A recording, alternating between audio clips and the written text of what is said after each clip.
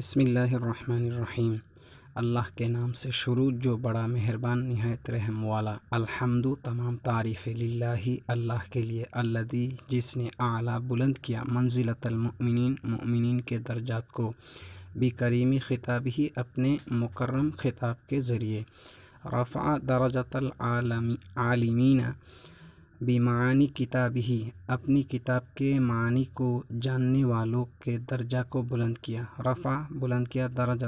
درجہ کو، العالمین جاننے والوں کے، بمعانی کتاب ہی اپنی کتاب کے معنی کو، وخص المستنبطین منہم اور ان میں سے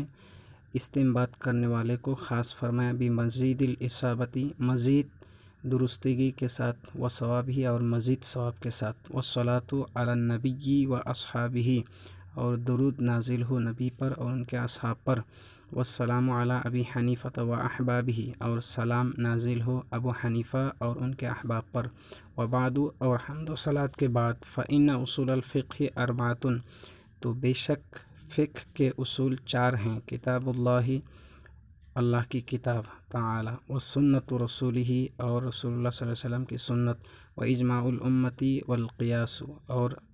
امت کا اجماع اور قیاس، فلا بد من البحث تو ضروری ہے بحث کرنا، فی کل واحد من هذه الاقسام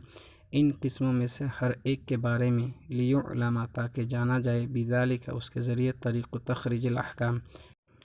احکام کو نکالنے کا طریقہ۔